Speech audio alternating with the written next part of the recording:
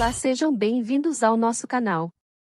Hoje você vai conhecer um pouco sobre essa obra maravilhosa de Connie Mendes, O Livrinho Azul. É uma obra que transcende fronteiras e culturas, oferecendo orientações espirituais universais que podem ser aplicadas por qualquer pessoa, em qualquer lugar. Com este audiolivro, você terá as ferramentas possíveis para começar a moldar sua realidade e criar a vida dos seus sonhos. Prepare-se para uma jornada espiritual enriquecedora enquanto explora as páginas deste clássico atemporal, permitindo que sua vida seja inundada com amor, prosperidade e felicidade. Deixe que O Livrinho Azul seja seu guia confiável para a transformação pessoal e o despertar espiritual. O Livrinho Azul, Connie Mendes. O Manual de Metafísica em termos simples. Um dos manuais didáticos mais fantásticos sobre como criar a vida que deseja. Advertência. Todo livro metafísico necessita ser lido várias vezes, porque cada vez que se lê, compreende-se um pouco mais. No entanto, é importante lembrar que apenas o que é praticado permanece conosco. O que é apenas lido, e não praticado, desaparece. Para melhorar a compreensão e retenção de um livro metafísico, recomenda-se tomar notas enquanto se lê, comentar o livro com outras pessoas, praticar a meditação, aplicar as ideias aprendidas na vida cotidiana e ler vários livros e autores sobre o mesmo tema. Ler e aprender é um processo contínuo, e a compreensão e a retenção melhoram com o tempo e a prática. Neste livro, você vai aprender sobre os princípios da metafísica, a lei da atração, o poder do pensamento positivo, e como usar as afirmações para transformar a sua vida. O livro é uma obra de referência para quem busca o autoconhecimento, a espiritualidade e a prosperidade. Além disso, o livro é escrito em uma linguagem simples e acessível, com exemplos práticos e exercícios para aplicar os ensinamentos no seu dia a dia. Se você quer descobrir como este livro pode ajudar você a alcançar os seus sonhos, ouça este audiolivro completo e se inspire. Se gostar destes ensinamentos e quiser ajudar o canal a continuar crescendo, deixe seu like, inscreva-se no canal e se houver alguma forma de lhe ajudarmos, conte-nos através dos comentários. Boa sorte! Introdução. O presente livrinho está escrito no que a autora chamava palavras de um cêntimo, ou seja, nos termos mais simples possíveis para que seja compreensível aquele que precisa conhecer a verdade de Deus, e que não tem conhecimento para poder digerir os textos de psicologia e metafísica, tal como foram escritos em sânscrito. Sempre que ouvimos ou lemos algo novo, desconhecido para nós, desperta células que estavam adormecidas em nosso cérebro. Na segunda vez que nos deparamos com essa nova ideia, nós compreendemos-la um pouco melhor. As células começam a trabalhar na ideia, e depois de pouco tempo, ela ilumina-se na nossa mente. Ou seja, aceitamos a ideia, adotamos-la e colocamos-la em prática automaticamente. É assim que despertamos, aprendemos, evoluímos e avançamos. Não é necessário fazer esforços sobre-humanos para que as coisas entrem na nossa cabeça. É um processo natural. Só temos de estar dispostos a ouvir, ler, reler e reler novamente até sentirmos que o aprendizado é automático. Isso é tudo. Tenha sempre contigo, em sua bolsa ou em seu bolso, um exemplar deste livrinho. Ponha outro em sua mesa de cabeceira à noite. Releia-os com frequência, sobretudo sempre que surgir um problema. Sempre que for confrontado com uma situação angustiante ou perturbadora, vai acontecer-lhe uma coisa espantosa, e o livrinho vai abrir-se na página que quer consultar e vai pensar: parece que isto foi escrito para mim. Jesus Cristo disse: na casa de meu Pai há muitas moradas. A metafísica é uma destas moradas, ou seja, o estudo das leis mentais espirituais. Ela não se confunde com o espiritualismo, embora este último seja também uma morada na casa do Pai. Que este pequeno trabalho vos traga toda a paz e prosperidade que tem trazido a tantos outros. Deus te abençoe. Capítulo 1. A dinâmica do cristianismo. Antes de empreender qualquer negócio, o candidato que vai realizá-lo recebe instruções ou estuda as técnicas do negócio. Entretanto, há alguém que empreende sua tarefa totalmente às cegas, sem instruções, sem técnica, sem bússola, compasso ou desígnio, sem noção do que vai encontrar. É o ser humano, que é lançado na tarefa de viver, sem sequer saber o que é a vida, sem saber por que algumas vidas são passadas em grande opulência e satisfação, enquanto outras são passadas em extrema miséria e sofrimento. Alguns começam com todas as vantagens que a natureza pode conceber, e ainda assim, são perseguidos por um rastro de calamidades. E o ser humano luta com conjecturas, todas erradas, e o dia de sua morte chega sem que ele tenha sequer imaginado a verdade de tudo isso. Aprenda a grande verdade. O que você pensa se manifesta. Os pensamentos são coisas. É a sua atitude que determina tudo o que lhe acontece. Teu próprio conceito é o que tu vês, não só no teu corpo e no teu caráter, mas no exterior, nas tuas condições de vida, no material. Sim, tal como ouves. Pensamentos são coisas. Agora verás. Se tiveres o hábito de pensar que é saudável, faças o que fizeres, serás sempre saudável. Mas você muda sua maneira de pensar, você se deixa infundir o medo das doenças e começa a adoecer. Você perde a saúde. Se você nasceu na riqueza, é possível que você sempre seja rico, a menos que alguém o convença de que existe o destino, e comece a acreditar que o seu pode mudar de acordo com os solavancos e reviravoltas, porque assim você está acreditando. A tua vida, o que te acontece, obedece às tuas crenças e ao que expressas em palavras. É uma lei, um princípio. Sabes o que é um princípio? É uma lei imutável, que nunca falha. Esta lei é chamada de princípio do mentalismo. Se em sua mente está enraizada a ideia de que os acidentes nos espreitam a cada passo, se acredita que as mazelas da velhice são inevitáveis, se está convencido de sua mal ou boa sorte, o que quer que você espere normalmente, no bem ou no mal, essa é a condição que verás se manifestar na tua vida e em tudo o que fizeres. É por isso que te acontece. Nunca estamos conscientes das ideias que preenchem a nossa mente. Elas vão se formando de acordo com o que nos ensinam, ou o que ouvimos dizer. Como quase todos ignoram as leis que regem a vida, as chamadas leis da criação, quase todos nós passamos a vida toda fabricando condições contrárias. Vendo aquilo que prometia ser tão bom tornar-se mal, tateando, por assim dizer, às cegas, sem bússola, sem leme, sem orientação, nem compasso, atribuindo nossos males à própria vida, e aprendendo a força de golpes e pancadas, ou atribuindo-os à vontade de Deus.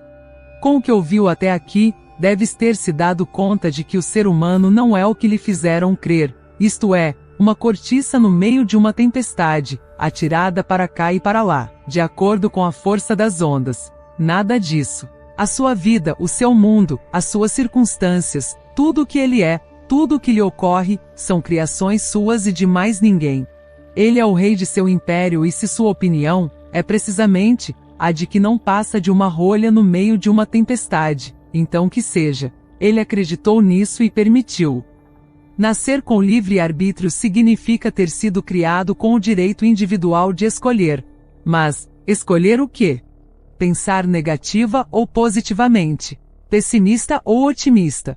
Pensar no feio e mal, o que produz o feio e o mal? Ou pensar bom e belo, que produz bom e belo exterior ou interiormente? A metafísica sempre ensinou que o que pensamos muitas vezes passa para o subconsciente e ali se instala atuando como um reflexo. A psicologia moderna, finalmente, o descobriu. Quando o ser humano é apanhado pelos efeitos da sua ignorância, isto é, quando provocou a calamidade sobre si próprio, se volta para Deus e lhe suplica que o livre do sofrimento. O homem vê que Deus às vezes o atende e que outras vezes, inexplicavelmente não atende. É neste último caso que os seus familiares o consolam, dizendo-lhe que é preciso resignar-se à vontade de Deus. Por outras palavras, todos presumem que a vontade do Criador é má, mas ao mesmo tempo, a religião ensina que Deus é nosso Pai. Um Pai, todo amoroso, bondoso, misericordioso, sábio e eterno. Toda sabedoria e eterno. Vês como estas duas teorias não concordam? Parece-vos de bom senso que um pai todo amoroso e infinitamente sábio possa sentir e expressar má vontade para com os seus filhos? Nós, pais e mães mortais, nunca seríamos capazes de atribuir a um filho os crimes que atribuímos a Deus. Nós não seríamos capazes de condenar ao fogo eterno uma criatura nossa, por uma falha natural da sua condição mortal, e consideramos que Deus é capaz. Ou seja, sem que tenhamos consciência disso, atribuímos a Deus a natureza de um magnata caprichoso, vingativo, justiceiro e mal intencionado, à espera da nossa mais pequena infração para nos infligir castigos desproporcionados. É natural pensar assim, quando nascemos e vivemos na ignorância das regras e leis fundamentais da vida. Já dissemos a razão de nossas calamidades. Produzimos-las com os nossos pensamentos. É nisso que somos imagem e semelhança do Criador. Somos criadores. Os criadores, cada um de nós, da nossa própria manifestação. Agora, por que é que Deus parece estar presente umas vezes e outras não? Verás. A oração é o pensamento mais puro e elevado que pode ser pensado. É a polarização da mente no grau mais altamente positivo. São vibrações de luz que lançamos quando oramos, ou seja, quando pensamos em Deus. Essas vibrações devem transformar instantaneamente em perfeitas e belas todas as condições de escuridão circundantes, como quando se leva uma lâmpada a um quarto que está às escuras. Desde que aquele que reza pense e acredite que esse Deus a quem ele reza é um Pai amoroso que deseja dar todo o bem ao seu filho. Nesse caso, Deus atende sempre. Mas como, geralmente, a humanidade tem costume de pedir assim: ai, Deus Pai, tira-me desta enrascada, pois sei que pensarás que não é bom para mim, então, por que me queres impor esta prova? Por outras palavras, ele já negou qualquer possibilidade de receber. Tem mais fé no Deus que nos ensinaram, caprichoso, vingativo, cheio de má vontade, que só espera que cometamos a primeira infração para nos infligir castigos de crueldade satânica.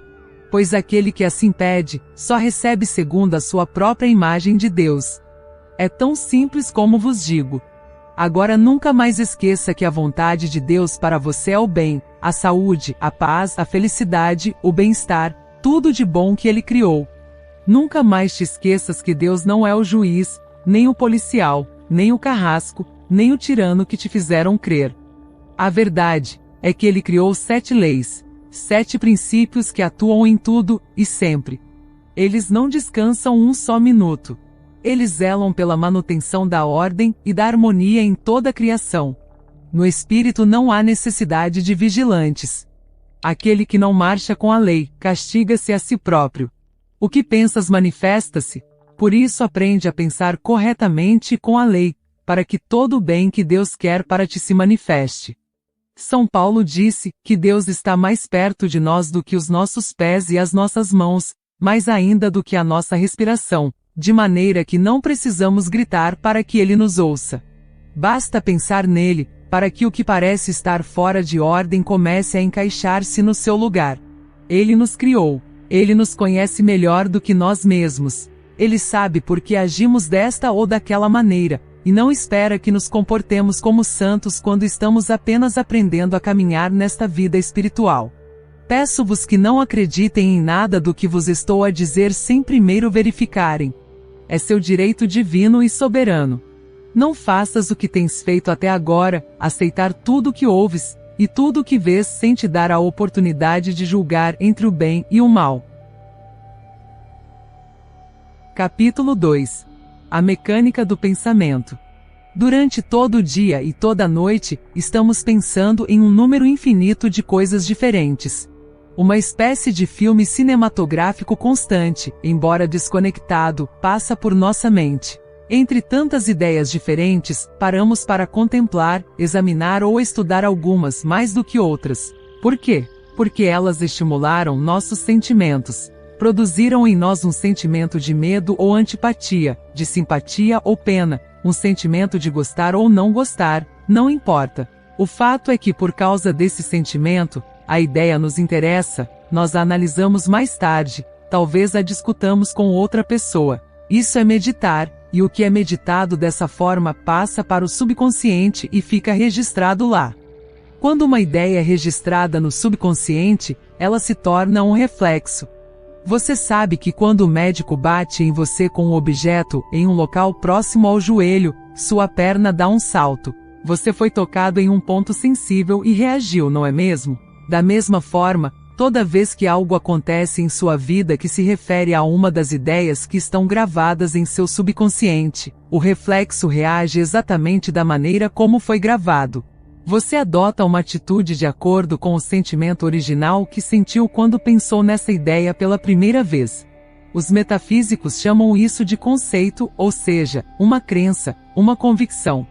O subconsciente não tem discernimento. Ele não decide nada, não tem opinião, não pensa por si mesmo, não tem poder de protesto, não tem vontade própria. Essas não são suas funções. Sua única função é reagir, colocando em ordem o reflexo que lhe foi dado. Ele é, nesse sentido, um maravilhoso arquivo secretário, bibliotecário automático que não descansa nem falha. Ele também não tem senso de humor. Ele não sabe quando uma ordem foi dada em tom de brincadeira ou a sério.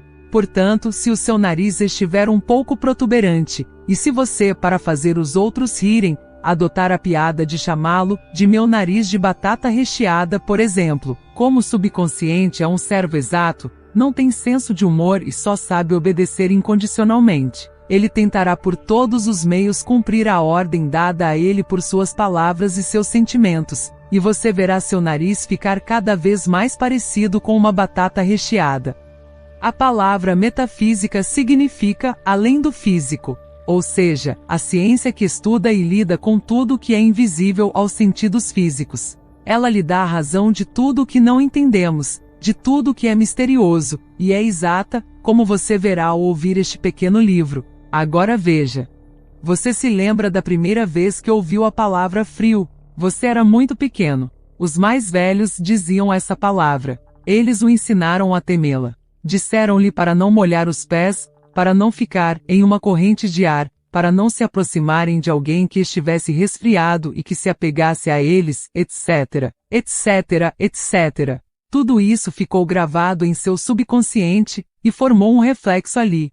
Você nunca precisou se lembrar dos avisos dos mais velhos. O dano estava feito. A partir de então, seu subconsciente lhe causou um resfriado, o melhor que pôde, toda vez que você ficava em uma corrente de ar, toda vez que seus pés se molhavam, toda vez que você se aproximava de um resfriado e toda vez que ouvia falar de uma epidemia de gripe ou resfriado. Por causa dos mais velhos, por causa do que ouviu os outros dizerem, por causa do que leu em jornais e propagandas, no rádio e na televisão, e acima de tudo, por ser ignorante da verdade metafísica da vida, você aceitou essas ideias errôneas e elas se tornaram reflexos que agem sem sua premeditação, automaticamente, e que são a causa de todos os males que o afligem em seu quadro de vida. Você tem uma carga volumosa de ideias estranhas que afetam todos os departamentos de sua vida, seu corpo, sua alma e sua mente. Se não as tivesse aceitado, se pelo seu direito de livre-arbítrio de escolha, aceitação e rejeição, não tivesse aceitado o negativo, não haveria germe, vírus ou poder no mundo que pudesse ter atacado ou convencido seu subconsciente a agir de forma negativa. Então não há germe, vírus ou poder no mundo que pudesse ter atacado ou convencido seu subconsciente a agir de forma negativa, e nenhum poder no mundo que pudesse ter atacado seu subconsciente a agir de forma negativa. Sua vontade, negativa ou positiva, é o ímã que atrai os germes, as circunstâncias adversas ou as boas. Como já dissemos, sua atitude negativa ou positiva em relação aos eventos determina os efeitos para você.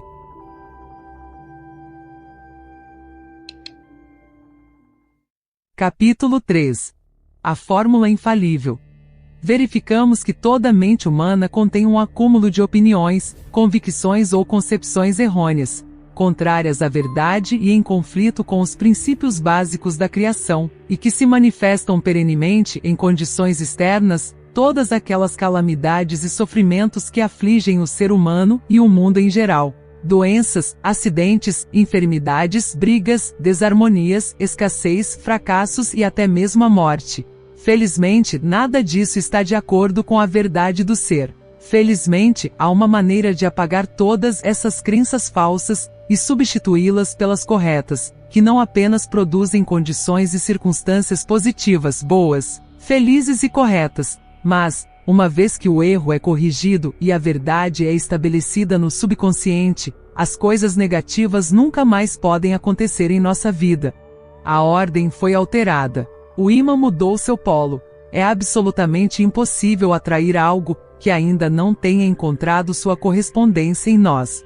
A fórmula infalível é a seguinte: sempre que algo indesejável lhe acontecer, sempre que você ficar doente, sempre que um acidente lhe acontecer, sempre que você for roubado, ofendido, molestado, ou que você é a causa de algum mal para outra pessoa ou para si mesmo, se você sofre de um defeito físico, moral ou de caráter, se não gosta de alguém, se o detesta, ou se ama demais e sofre por isso, se é torturado pelo ciúme, se apaixona por alguém que pertence a outro, se é vítima de injustiça ou de dominação de outra pessoa. Esta lista é interminável, portanto, forneça a si mesmo a condição que o está afetando. Conheça a verdade. Assim, Jesus Cristo, o maior de todos os mestres da metafísica, disse: conhecereis a verdade e ela vos libertará. A verdade, a lei suprema, é a harmonia perfeita, a beleza, a bondade, a justiça, a liberdade, a saúde, vida, a inteligência, a sabedoria, o amor, a bem-aventurança. Todo o oposto é aparência. É contrário à lei suprema da harmonia. Perfeita, portanto, é uma mentira porque é contrário à verdade. Seu eu superior é perfeito, neste momento e sempre foi perfeito. Ele não pode ficar doente porque é vida. Não pode morrer pelo mesmo motivo. Não pode envelhecer. Não pode sofrer. Não pode ter medo. Não pode pecar. Não pode lutar. Nunca pode mudar. Ele é belo. É amor, inteligência, sabedoria, bem-aventurança. Isso é a verdade. É a sua verdade, a minha verdade, a verdade de todos os seres humanos, neste exato momento. Não é que o ser humano seja Deus. Assim como uma gota de água do mar não é o mar, mas ela contém tudo que forma e contém o mar em um grau infinitesimal, e para um átomo, essa gota de água é um mar.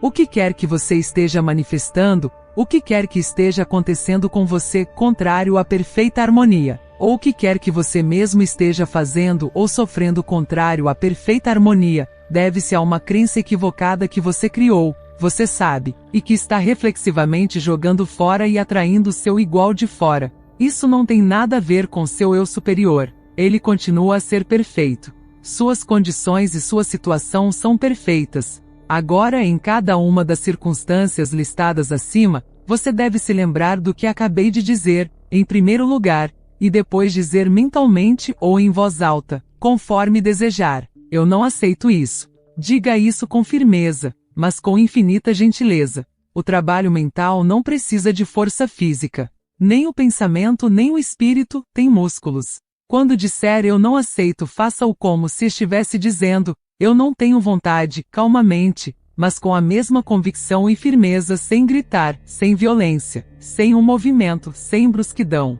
Depois de dizer eu não aceito, lembre-se de que seu eu superior é perfeito, que suas condições são perfeitas.